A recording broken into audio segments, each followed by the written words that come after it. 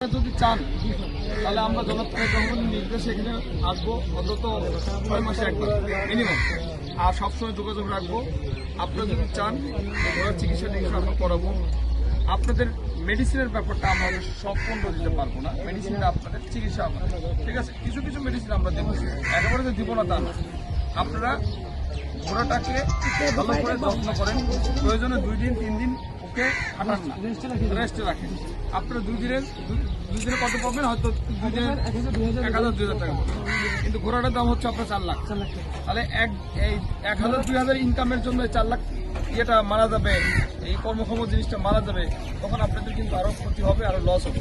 কেউ ঋণ করে কিনছেন, আপনার গরিব মানুষ, কেউ মধ্যবিত্ত, কেউ ঋণ করে কিনছেন, কেউ হয়তো বাবার এটা সেটা ক্ষতি করে আসছেন, কেউ হয়তো জমানো বহুত কষ্টে জমানো টাকা দিয়ে ঘোড়াটা কিনছেন।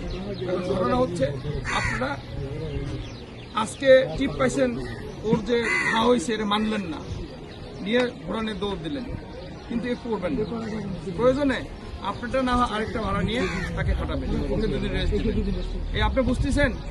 আগে আসেন, আপনি আগে আসেন। আপনার কয়টা ঘোড়া আছে?